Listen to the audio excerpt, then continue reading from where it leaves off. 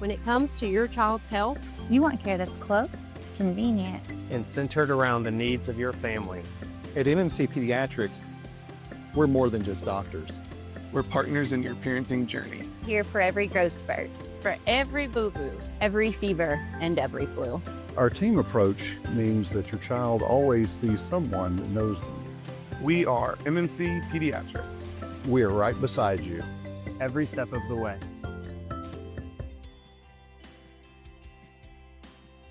We're the Good Neighbor Network, FM 101.9 and AM 1450 Murfreesboro, FM 100.5 Smyrna, audio and video streaming at WGNSradio.com.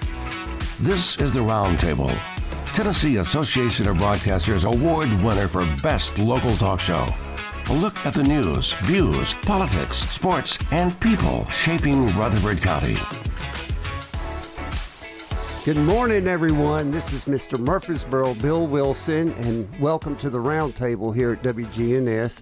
Hope everybody had a safe, fun 4th weekend. I'm excited about today's show because I know this gentleman, and we share a lot of things in common, which we'll go over later. But welcome to the show, Reno Collier. Thank you, buddy. Glad you're here. Boy, this is a riled up type of deal, huh? Welcome. I'd like to start off with my friend. I know him, and this is serious, huh? Yeah, man. But I guess we've known each other probably for 15 years or so. I guess. Yeah, we used to play golf at the VA. Do you remember? Yeah, back when there was a golf course at the VA. Oh, I mean, I was 20, dude. I was 255 at one time. Did you really? And I'm 175. I drank a lot. That's what we'd like to talk about. Let's get started. You've got a lot going on, which we'll talk about. You've been in acting, also stand-up comedian. People probably know you better from stand-up. But more from stand-up. The movies I was in, and that Jingle All the Way 2, and how the Academy oversaw my award for that is just political. It has to be. Was that the movies you've been in have been connected with Larry, the cable guy? Yeah, all of them pretty much. Yeah. And you just came in off the road with him, right? Yeah, I came in off the road. He actually came. I go to First Presbyterian. John Hinkle. John Hinkle. You better be listening, John Hinkle. And he came over. We had played golf at Old Fort. And I was like, dude, I got to serve food at church. I'm really not serving food. I mean, I'm kind of serving food. Isn't that weird for you to say serving food at church? That's kind of different? Well, okay. my wife became an elder, and she was. I didn't know what it entailed, so it was presented to me like, hey man, do you want to come? My wife was like, do you want to come cook? And I love like cooking. And I was like, yeah, dude, I want to come cook on the wonderful Wednesdays. There's like 100 and some people. I'm going to be slinging food. I get up there. I was the only man there. So really I'm dish boy, and I'm the only one big enough to take the trash out. So it's like, that's all you're doing. I'm pretty much, I don't get to cook all that much. But cable guy, we were up there playing golf, and I go, I got to go serve food. He goes, I'll go with you. So we just walked in the back, and nobody knew he was coming. And the little kids were going nuts, man, because he was doing Mater voice and you're my best friend. And then it was like breakfast for dinner. So he's serving ham, and like some big old kid would come through. He's like, you look like you need 4 pieces. However he talks, you need 4 pieces of ham. And then this one lady's like, do you go to our church? And he's like, nah, I got COVID. And he put food on her plate. And this poor little lady's like, you gotta be kidding me, man.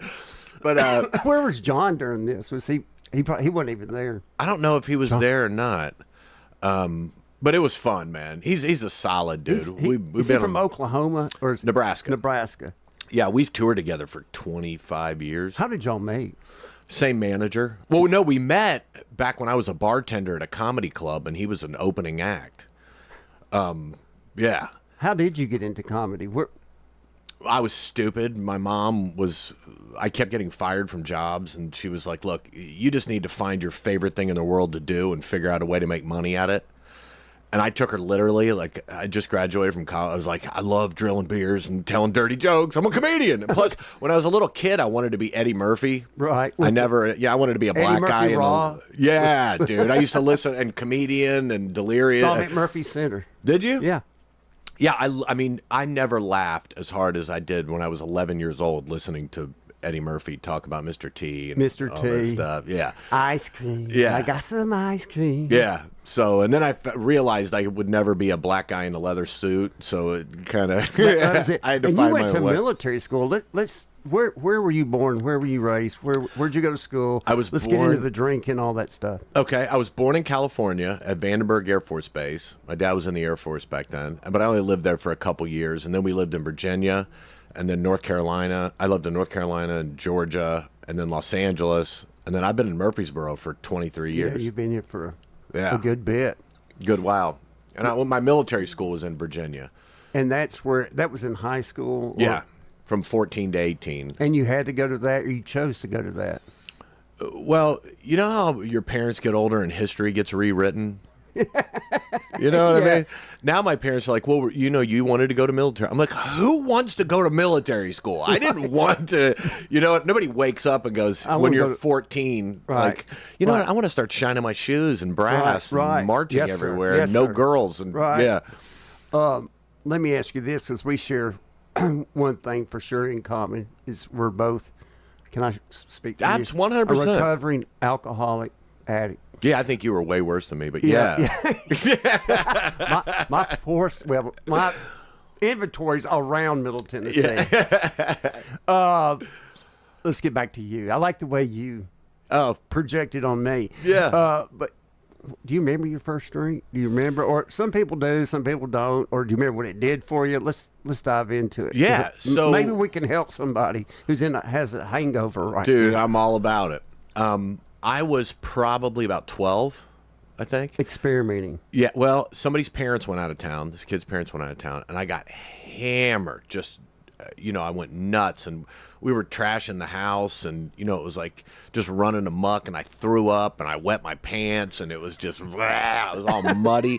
I woke up the next day with a pounding headache. You said muddy. Muddy. So it was raining outside. Okay, never. No, and it was. I woke up on the floor of another kid's bathroom, and my head was pounding, and I threw up, and I couldn't wait to do it again. You sick? Which is insane, right? Right. Like to me, it was the greatest night ever. I had no social anxiety. I didn't have. It just released. I could just go crazy. Superman. Yeah, and my confidence, and I know it sounds stupid and it sounds like I'm insane, but it was one of those things where the girls looked at you different. They did. Or in your case, the boys. No, just well, everyone. I remember going to school and people being like, "That dude's crazy, man. That was awesome. You see what he did?" Entertaining. That's where it began. It got me attention. Yeah. And it got me. I always hung out with kids that were older than me, which was stupid. Like a few years. And when you're young and you're 12 and you're hanging out with 15-year-olds, 16-year-olds, you do what they do. And they're stupid, but like not as dumb as a 12-year-old or 13-year-old. Right. So all of that and skipping school and showing up for baseball games, though. But I'd show up in my uniform, but I hadn't been to school that day. It was just, I got kicked off the bus and it was all kinds of stuff, right?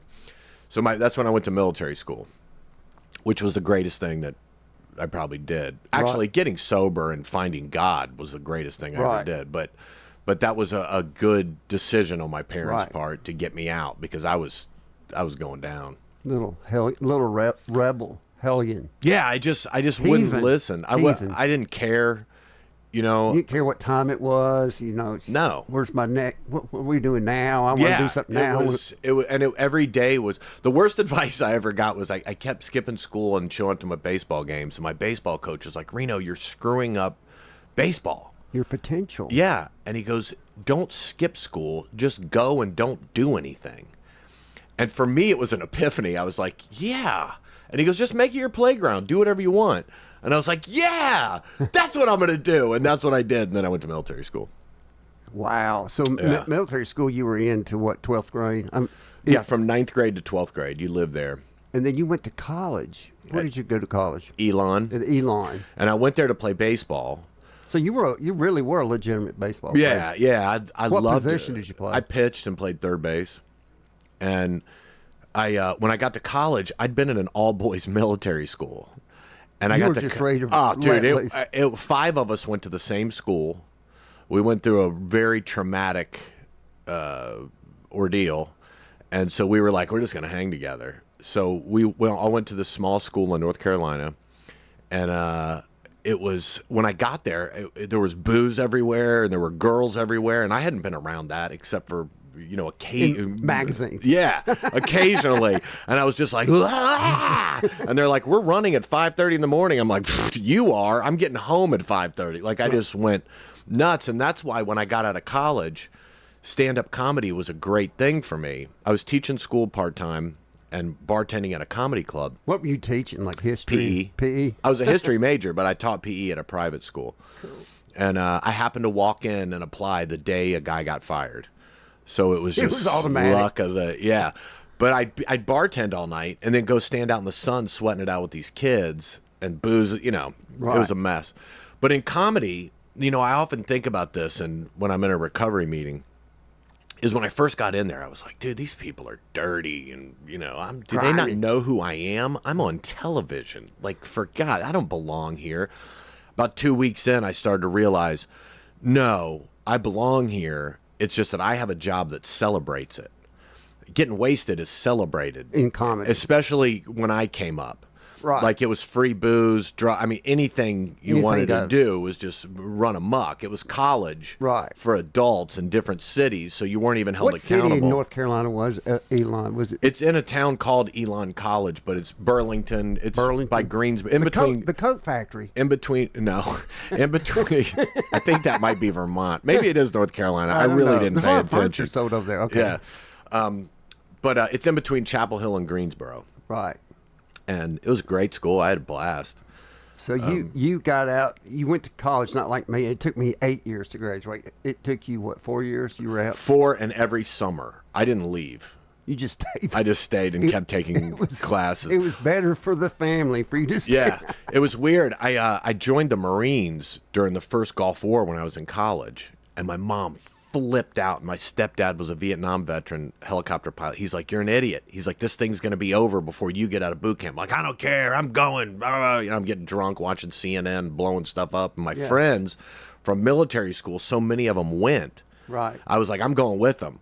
Then I got busted with fake IDs and stuff like that. And then you never made it. They kicked me out. Yeah. Did you make it to Paris Island? Or Nope. I was ready to go. I was sworn in, faked my flat feet, the whole shebang. You know what I mean? And I didn't know that about you. Yeah. And then, so my mom was just like, I was like, I'm out of here. And she's like, no, you're not. And I'm like, yes, I am. She was flipping out. She's like, you are going to finish. I don't care what it takes. If I have to move there and kick your ass every morning, you're going. Right. So then I was like, all right, well, I just have to finish. So I think I graduated with like a 2.1. 2.1. No minor. Yeah, whatever. You know what I mean? But I got to walk. So that was good. And let's say you're probably like 25, 23, something like that. And then when did the drinking just get a hold of you? I mean, looking back, I didn't get sober at once. Looking back, it was there the whole time. But I would downshift and hit the gas in certain situations. Straighten up for a day or two. Yeah, I remember drinking before the thing was, I didn't get drunk before I got on stage. It was after. I may have a couple drinks just to get you going. Yeah, I may have a couple drinks just to get back to normal. Yeah. But it was very, it was a huge part of my life. And the worst part was I didn't really get hangovers that bad because I was still kind of drunk. You were still full of it. Yeah, and then I wasn't a mean drunk. Like I didn't yell at people. Funny. I was laughing and goofing off, and that's a curse because people won't call you out as much. I hadn't thought about that. But I will tell you this: like I got to a point. I had a 6-month period where the TV show, I had this fishing show on Animal Planet. Is that the Top Hooker? Top Hooker. Yeah, that I was hosting. And I was out on tour with Foxworthy and Ingval and Cable Guy because Ron White didn't want to do it. call They called it Them Idiots. Them and it Idiots. was, yeah, Ron didn't want to go. And I was, had my family, right? So in a 6-month period, the TV show was already set to go another season, and it got the plug pulled out of nowhere. And I'm like, all right, I'm cool. I still have this huge arena tour. And then those guys were like, we're making a movie, and then it's over. And I was like, well, I still have my family, and my ex-wife filed for divorce. And I went down a hole. I remember that. Yeah, you were there. I was there. Yeah, I went down a hole that was really tough to get out of. That was one of those moments where I downshifted and hit the gas. Yeah. And just went nuts. And that's, it was all day, just waking up, drinking beers, going. Around the clock. Around the clock. That's what we call it. And I had stopped for 90 days trying to hold the marriage together, and that didn't work. And so as soon as the day she filed, I was off to the races. And that's when I really realized. Well, I knew it anyway. My liver was jacked up, a bunch of stuff. But I had met my wife now, Sandy. Yeah. And we were dating. And it was one of those crazy moments, right? Like, we're out on the back porch drinking. I'm drunk. The doctor kept telling me, you could have cirrhosis and blah, blah, blah, and all this stuff. And I was sitting there probably crying. I don't remember exactly. I was hammered, and I was just like, I've got to stop. I mean, this is really killing me. And she's not an alcoholic, but she loves wine. And she's like, she goes, I'll do it with you. Wow. And I was like, what? And she goes, I'll stop with you. If you really want to do this, I'll stop with you. So this was on Thanksgiving, right? So I'm like, one more time. Are you serious? Yeah, I was like, all right, we're going to Christmas Day. That's what he said. He said, Christmas Day, I'm going to stop. And so I drank from Thanksgiving to Christmas like these are the last drinks I'm ever going to have in my life. So I'm going to get as many of them in as I can. Didn't really understand what detox was. So I stopped Christmas Day. I woke up the 26th, and I went into detox at home by myself, which, by the way, I don't care how much you drink. You have to go to detox. Yes. Don't do what I did, because I was hallucinating. I was running around the house naked. Yeah. Oh, dude, I was sweating this orange goo. My pee looked like Milo's tea. Like, it was gross. Like, everything's just coming out, and I'm hallucinating. And I tell people this story. Like, there's one point, I'm laying in there. I think I may have had underwear. I don't know. I'm laying in bed, and I'm shaking. And the dryer's going off, and it's like, ding, ding, ding, ding, ding, ding. And I'm like, Sandy, quit singing those show tunes. And I remember this in the haze. There. She was there, but it was the dryer going off. But she opens the door, and she goes, I think she'd had it with me. She's like, listen, I'm not singing any show tunes, and you wouldn't know a show tune if you were in the show. She shut the door, and I remember laughing for like 30 minutes.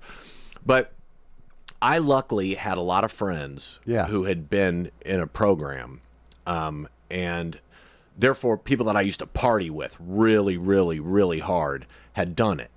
And that was a huge gift to me. A friend of Bill W's. Yes. We can say that. Yeah. I don't say the thing, but I did. The traditions are right. Yeah. Right. But it's so hard because you are Bill Wilson.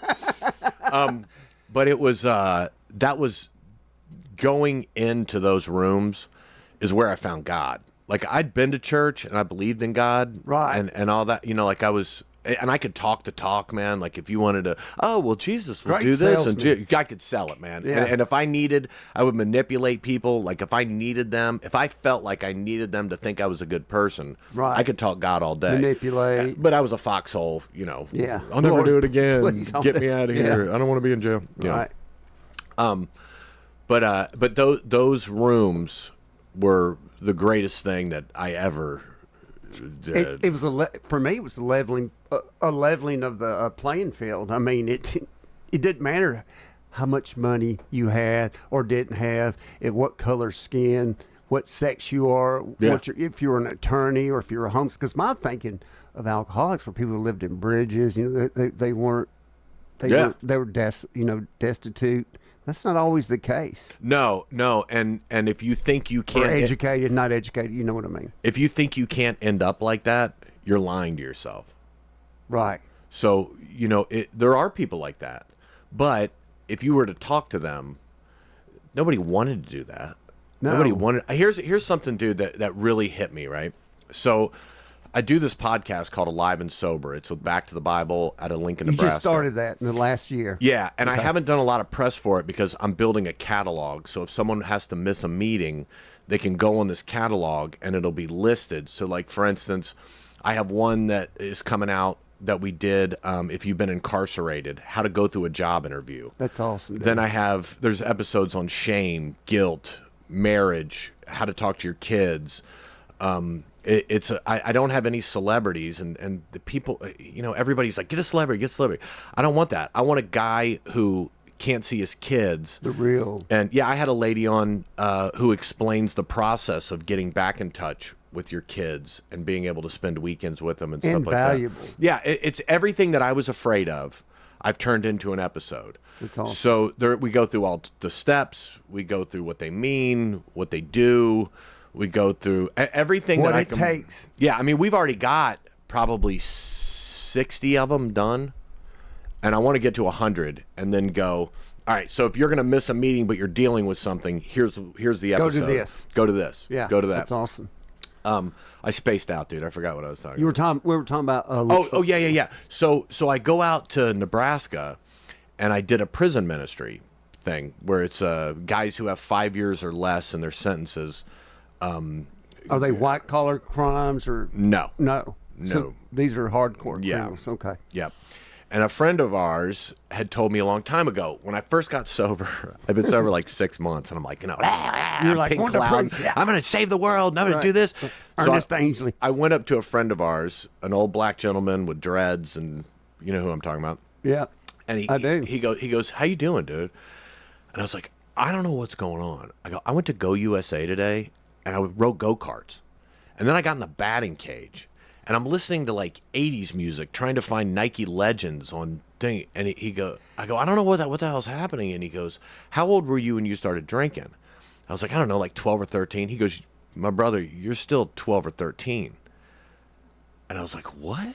And he goes, I bet you argue like you're 13. And in my head, I'm like, shut up, butthole. Yeah. I was like, You're like oh no, I'm 13. He goes, whenever you first started to escape is when you stop maturing because Right. it takes over your mind and everything. So I'm about to do this prison ministry thing. There's dudes with tats on their bald heads. They're all jacked. I mean, there's a big circle of them. And before it, I'm sitting there in my head. I'm like, all right, I'm coming in hard. I'm telling them everything I've done, Yeah. so that like, and I'm getting amped up. And before I speak, they're in a big circle and they're like, tell us what your name is and what you wish you were doing. And they start going around. These big, jacked, freaking prisoners are like, my name is whatever, and I wish I was eating an ice cream cone. And I was like, yeah, and he didn't laugh. And the next guy's like, I just want to ride my bike. And I'm like, oh, dude, these guys are like me. They're 13 in a jacked up, ripped body. If you have the mentality of a 13-year-old, but you can pick people up and throw them through a window, you're going to get arrested. Like, you can't do what you thought about at 12. Your body couldn't have pulled Right. it off, and now you can. Then I listened to the stories about them coming up in foster care and doing meth when they were 10 crazy. and all these things. But it changed my perspective on, I mean, I either believe in Jesus or I don't. And if everybody's not redeemable, then what are we doing? Amen. Right? So it's been such an interesting killer process of getting to know people and getting to know their stories and getting to see the redemption in their lives. Redemption. Yeah. Thanks, brother. We're going to take a break. You're here with Reno Collier on the round table. We'll be right back.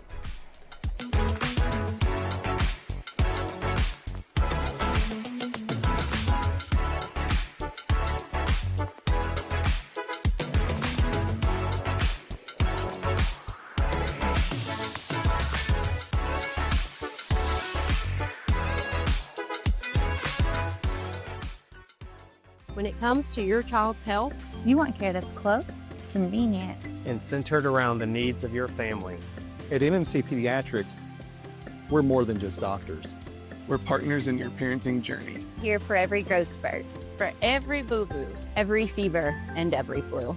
Our team approach means that your child always sees someone that knows them. We are MMC Pediatrics. We are right beside you. Every step of the way. First Shot transforms Rutherford County youth. Coach Andy Herzer leads dynamic basketball camps and clinics, building skills and character since 2003. Kids dive into exciting STEM projects, sparking creativity through hands-on coding, art, and dance. They elevate their mind, spirit, and body in summer and winter programs. Visit FirstShotTN.org today to learn more. First Shot, where kids gain, elevate, and develop.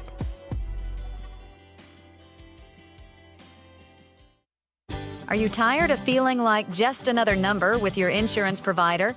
At Rayburn Insurance Agency in Smyrna, Agent Rick Hall prides himself on offering personalized service that puts you first. Every client's needs are unique. From personal home and auto coverage to tailored business insurance, Rick Hall's got you covered. Rick Hall at Rayburn Insurance Agency in Smyrna, where you're more than just a policy number. You're a neighbor. 34 years. That's how long Marsha Blackburn has been in politics. She ran for Congress, State Senate, Congress 8 more times, U.S. Senate twice. I voted for her, and I bet you did too. Now Marsha Blackburn wants to end her career as governor. We all owe Marsha our sincere thanks for her service, but we don't owe her the governor's office. John Rose. It's not a reward, it's a tough job for a tough, conservative CEO. I'm John Rose. Like President Trump and previous Tennessee governors, I'm a CEO. I grew 2 great technology companies. I created jobs. I made a payroll and made tough decisions. To run our state, we need someone who's run a business, not just someone who's run for office. I'm John Rose, and I'm applying to do the job. For Governor, John Rose. Keep Tennessee, Tennessee. Paid for by Rose for Tennessee. Jeff Aiken, Treasurer. This is Good Neighbor Events with Bart Walker. Brought to you by the law offices of John Day and AmeriCare Pest Control.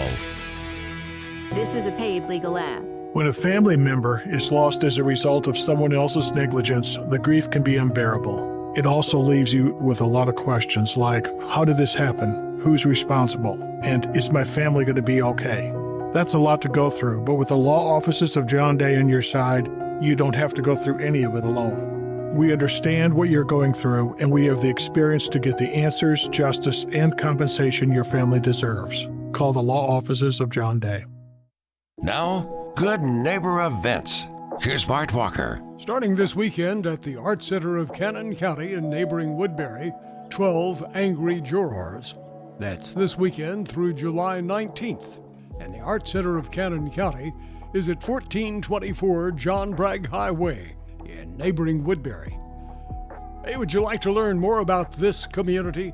You need to head over to the one-room Ransom Schoolhouse this Saturday, anytime between 9 in the morning and noon. Just drop in. Members of the Rutherford County Historical Society will be there, answering your questions and talking about local history. Don't miss it. Just drop in 9 until noon this Saturday, and it's all free. Ransom Schoolhouse is at 717 North Academy Street, here in Murfreesboro. Maybe you have a new computer, or perhaps you've added a new program. Our local Rutherford County Library System is offering free computer classes, and they're available at the Tech Center. That's right, the Technology Engagement Center. It's at 306 Minerva Drive here in Murfreesboro. Those are WGNS Good Neighbor Events. Rutherford weather. Slight chance of thunderstorms today, otherwise mainly cloudy. High of 90. Chance for storms with fog and spots tonight, 70. I'm meteorologist Jennifer Wojcicki on News Radio WGNS. Currently 75. WGNS is powered by Middle Tennessee Electric. Want to take charge of your energy bill? Download the free MyMTE app to track your usage, pay bills, and report outages right from your phone. Download in the App Store today. This is the Roundtable from News Radio WGNS on FM 101.9 and AM 1450 Murfreesboro, FM 100.5 Smyrna. Listen and watch at WGNSradio.com.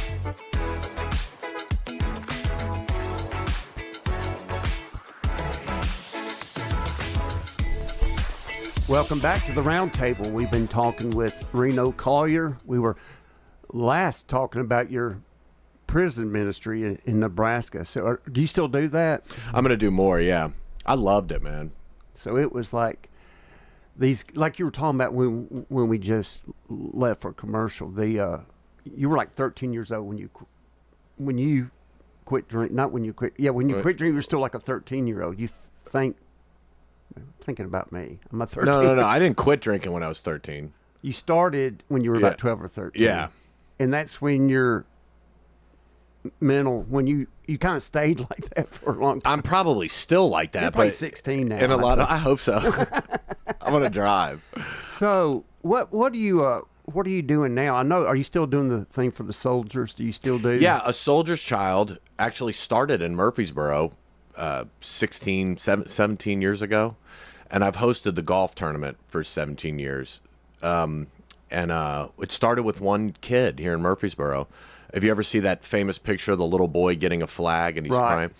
So my buddy Daryl Mackin lived next door to his grandfather and was like, we need to do something for this kid. So it started with a birthday party for him. Now, 17 years later, it has grown into this unbelievable organization where we have over 5,000 kids. Wow. The problem is 70% of them are PTSD suicide kids where their dad took their own life or mom. Right. But we treat it the same because they wouldn't have had that if they hadn't gone to war, but it's turned into he took a horrible situation and turned it into something beautiful. Right. And it's the kids we have summer camps and all kinds of stuff. Now the kids at the camps actually grew up going through our program. So these kids, if your dad takes his own life and you go sit in a classroom, nobody understands what you're going through. Right.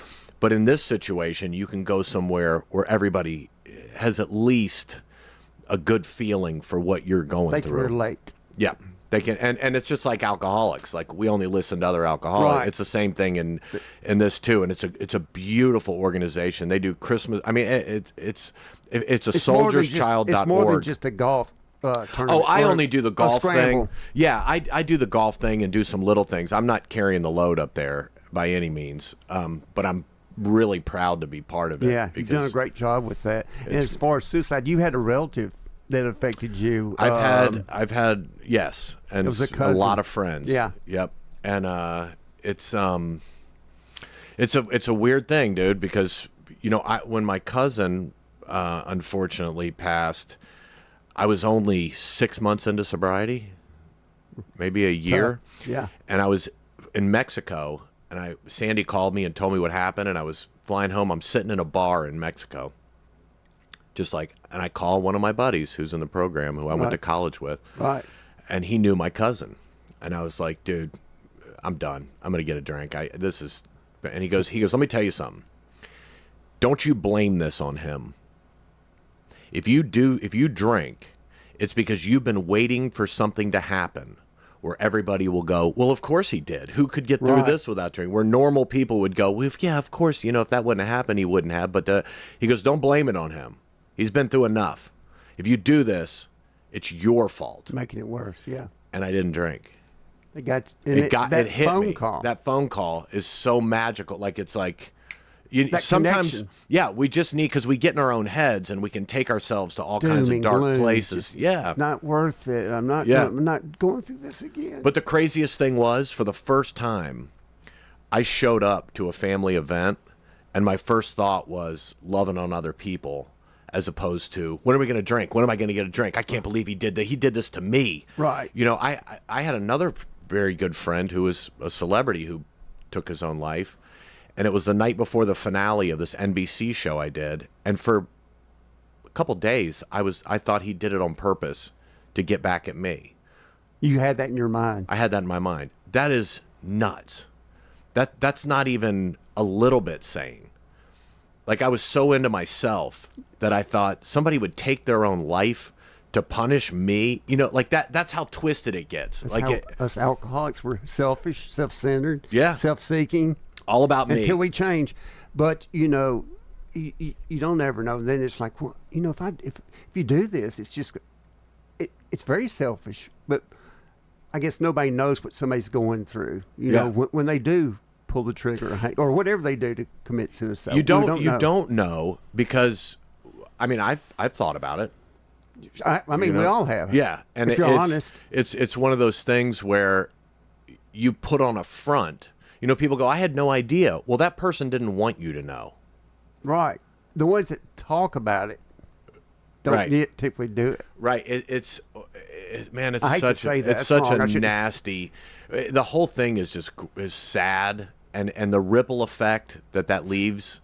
You know, you think, and that's one of the things we run into with veterans is like, well, the world would be better off without me. No, they wouldn't.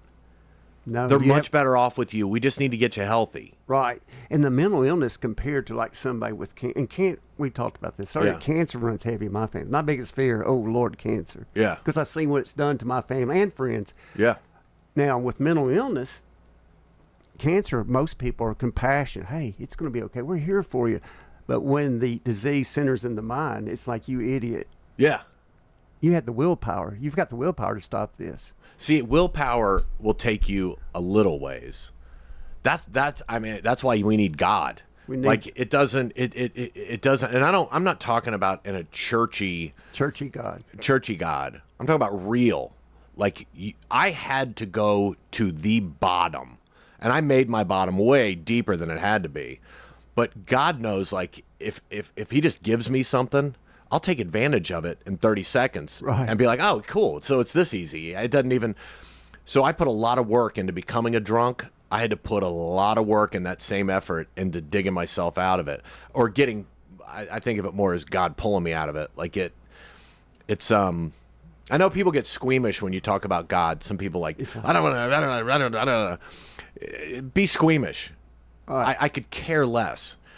If I feel like if Jesus saved me from death, why wouldn't I be a jackass if I didn't tell people about it? Amen. You know what I mean? Yeah. I'd be a jerk. It's like, hey, I found this thing that worked so well, and I feel so much better, and everything's, Science can't answer everything, Reno. They can't. Science is stupid. Math, science, math. I love history. I love PE. If you watch my specials, I did a special, and the whole thing was about being a PE teacher and how that's the only class, and math and science are all stupid. My major was political science and a minor in history, and minor in PE. I thought, well, I could be if I'm not going to be a politician, I could be a history. I love history. Yeah. And be a PE teacher or something. But there's so much that math or science education can take us. Yeah. Faith takes over where education leaves off. Well, let me ask you this. Hasn't every generation since the beginning of time thought that they figured it out? Of course. And they were all wrong. The They're all world wrong. is flat. Yeah. I mean, dude, you go off. through, we're not any different. Every generation thinks they are the final evolution of the human mind, and we finally got it. We don't know squat. Just say if you did come from a monkey, or I did.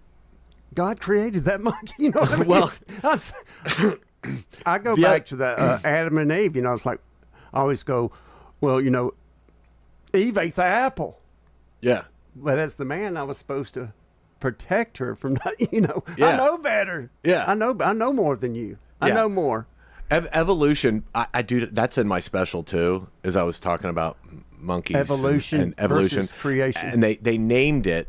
It's on Dry Bar Comedy. You can't get it on their website. They took it off because people were arguing. Oh, people were so... Dude, you can't... That's the cleanest show I could have possibly done, and people come unglued. Stupid dude, monkey. Dude. I'm like, dude, it's like shooting monkeys to space.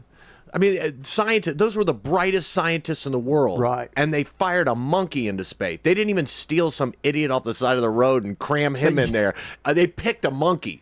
First choice. You tell me that's brilliant? And they put a helmet on him. Why does a monkey need a helmet? If a monkey hits his head, he just becomes more monkey. He's not. He doesn't need a helmet. He does, and he came back alive. We believe that. And then he didn't, because what happened was I filmed a special in Huntsville, Alabama, where they have a museum with this monkey in it. Been there. And not only that, the monkey's name was Miss Baker. And apparently that monkey, they had a monkey wedding, And she married a monkey that's name started with an A, and he died. So then she married some guy, another monkey, Charlie or whatever. And they told me, the people at the show said she wouldn't wear a white veil because she'd already been married before. I was like, you guys, I kid you not, I'm going to burn this place to the ground. No. And they showed it on TV. They had a monkey funeral on TV, and kids in Huntsville, Alabama got out of school to watch it. I want to see the pallbearers. Like the, you know what I mean? Freaking. What did they do? Did they bury the monkey? I guess. Yeah. They did. One of them's in like a case, or I haven't been to it. I was so angry and twisted when they were telling me the story, and this was during my album. Like, they're telling me this while we're recording it. Like, a lady in the front's like, I go, what is your problem? She goes, Miss Baker didn't deserve all this. And I'm like, who's Miss Baker? And she's like, it's not a monkey. It's a blah, blah, blah, blah. I'm like, it's a freaking monkey. And you anyway, I can't. Ronald Reagan had a monkey, Bonzo. Yeah? Or was it Gonzo? Gonzo was the puppet. Had the hook. You talking about Dan Quayle? Potato, tomato, tomato. There's a joke only anybody born before 1975. I've lost Science. It. Science. Yeah, there's so much. It's so. I mean, you just look at what we've been through the last 5 years. Nobody knows. I mean, it sucks because when you're a kid, I used to be like, man, these adults, they really, thank God we're safe because they're in charge. Then you become an adult and you're like, these guys are morons. Like, we're toast. Like, my uncle that I thought was so cool that was drinking out of the trunk of his car on the side of the, like, that guy was a mess. But you know what? When I started doing an inventory, taking a look at myself, and I wrote all the stuff down, and then I shared it with somebody. Well, God already knew it, but when I shared it, what I found out, the things I did to others under the influence, or things that were done towards me, there was already a name for it. Somebody else had already done it before me. Yeah. And when I listen to somebody else tell their story, I'm like, oh my God. Yeah. You know? Yeah.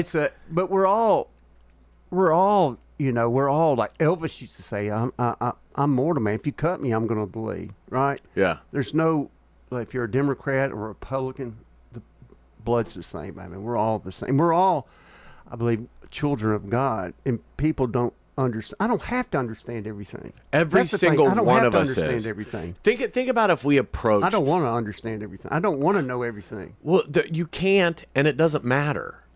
Like, we've gotten to the point now where, like, politically, it is so stupid.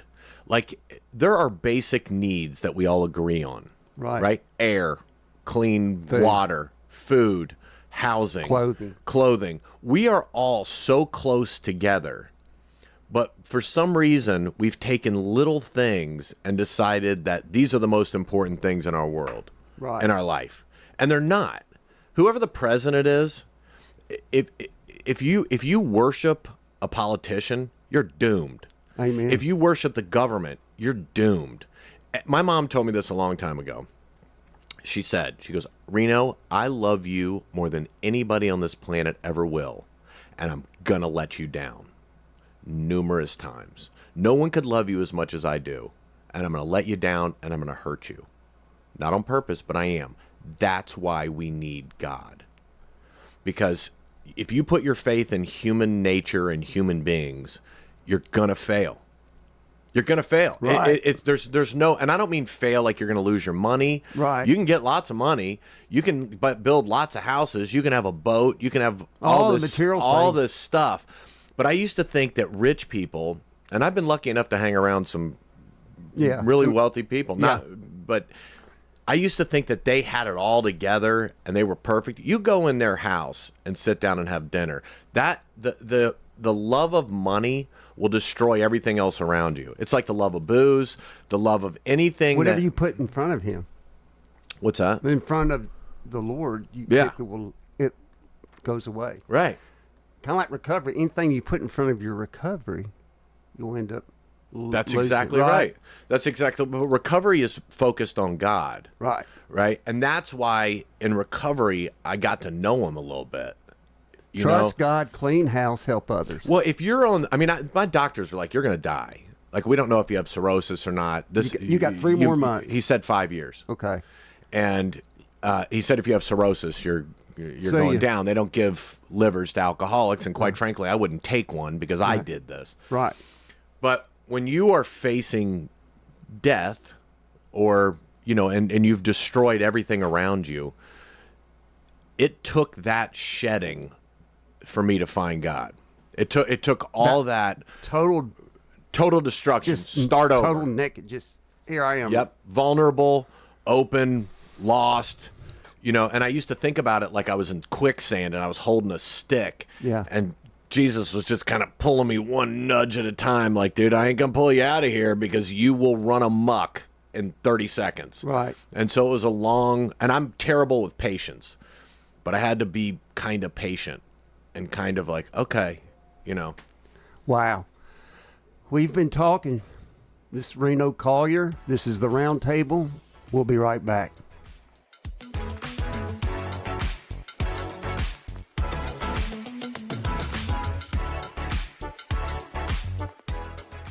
When it comes to your child's health, You want care that's close, convenient, and centered around the needs of your family.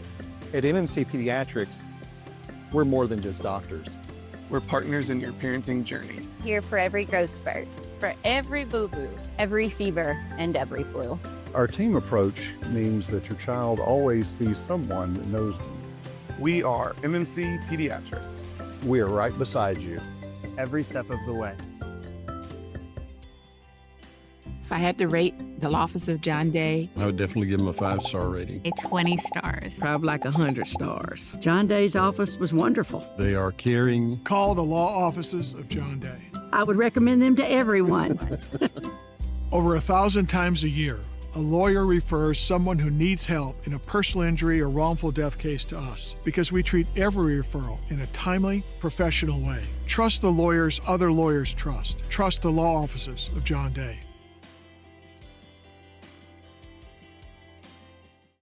Hi, this is Nick Hayes with Toots Restaurants. Visit Toots.com to order online, for delivery, pickup, or check out our new merch.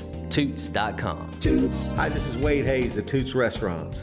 By now, you probably know we've been open over 40 years in the oldest full-service restaurant in Murfreesboro, but we're on our 23rd year in Smyrna. Hi, this is Jack Hayes with Toots Restaurants. Toots, good food and fun since 1985. Good food and fun.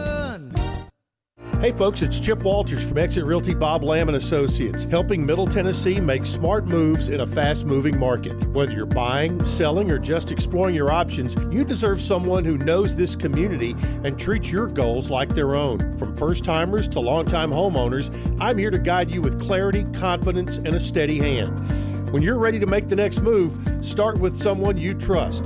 Visit ChooseChip.net and let's make your 2026 move the right move. Premier 6 Theater on Broad in Jackson Heights. Let's all go to the movies. Check out what's showing at murfreesboromovies.com. Popcorn popped fresh daily. Movies like the good old premises. Premier 6 on Broad in Jackson Heights.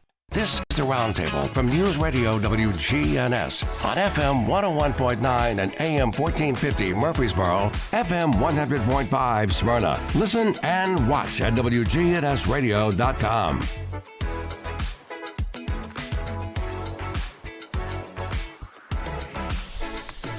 Welcome back to the Roundtable. Thanks for listening. You can also watch this live on Facebook and I believe on YouTube as well. Is that right? That is correct. Thank you. You can watch it on demand after it's over. Okay. Thanks, Double B.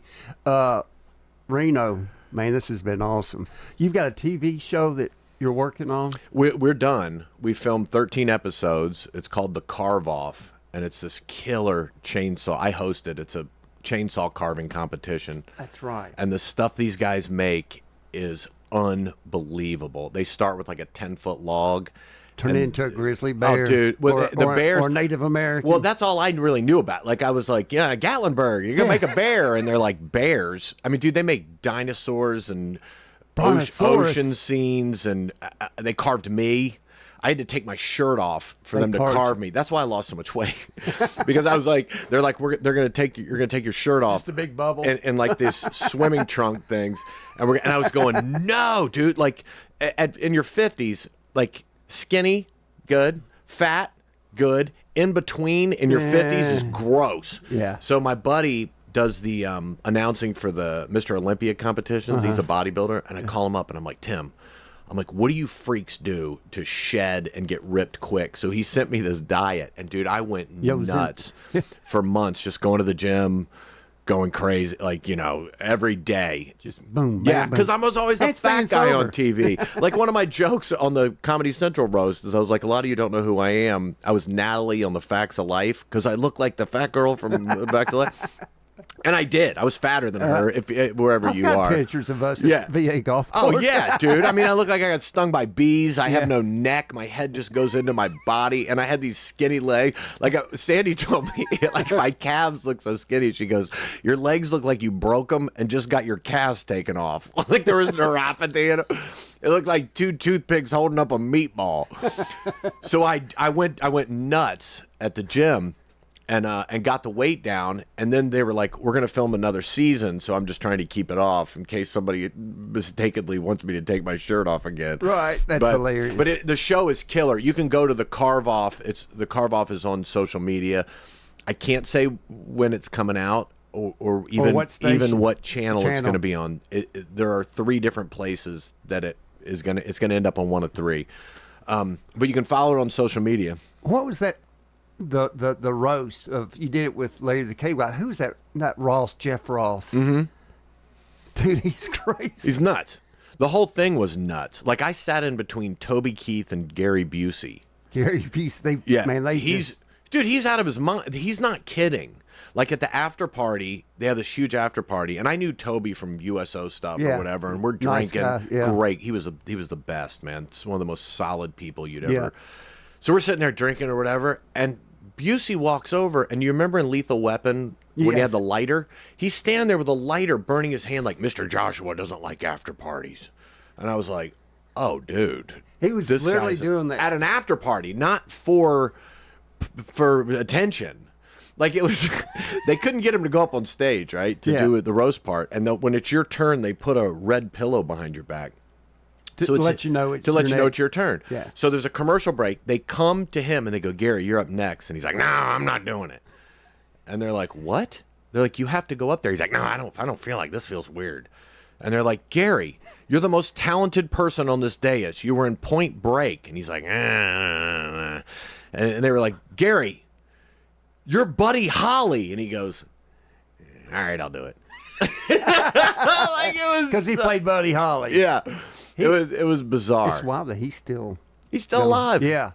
So, but that I do watch that roast. It's hilarious. They were fun. Man. Jeff Ross, the General, and there's several others. But who is the biggest celebrity you ever met? Will Ferrell, like hung out with. Yeah. Will Ferrell. Just genuine. Just great. And I dude. didn't want to hang out with him.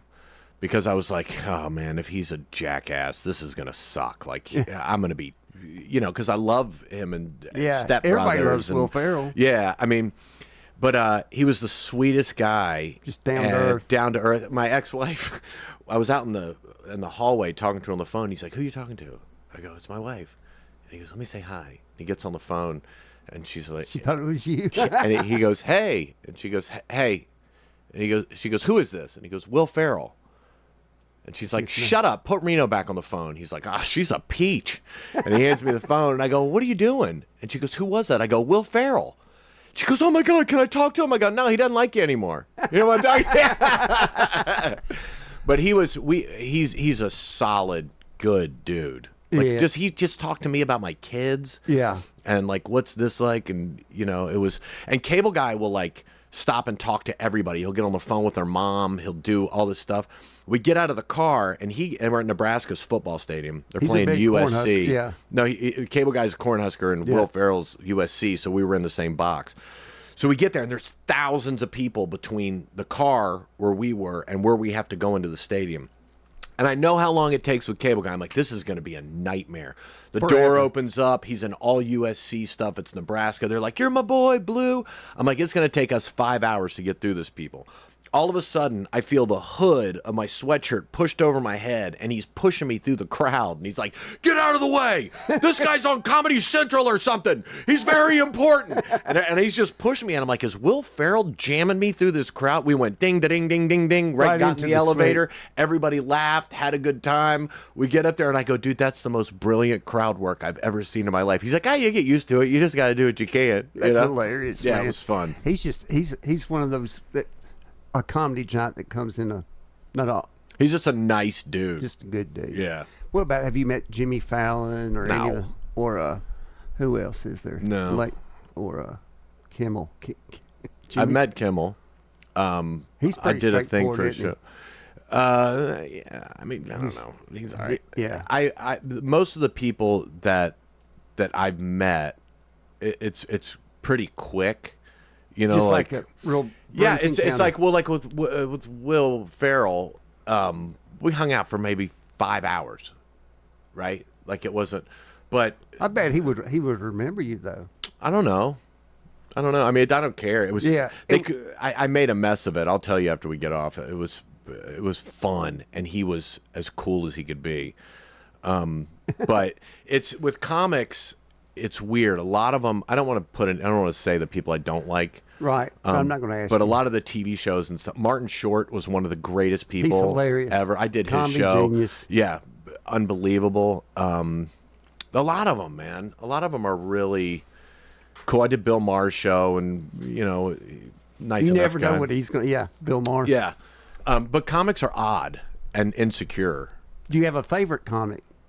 Who's your top three? Before we go. I can't. I'm not going to include the Lenny blue collar Bruce? guys because I don't want to hurt anybody's Yeah, feelings. right. Because I love them. Besides but them. and I'm friends with them, and that's not a fair.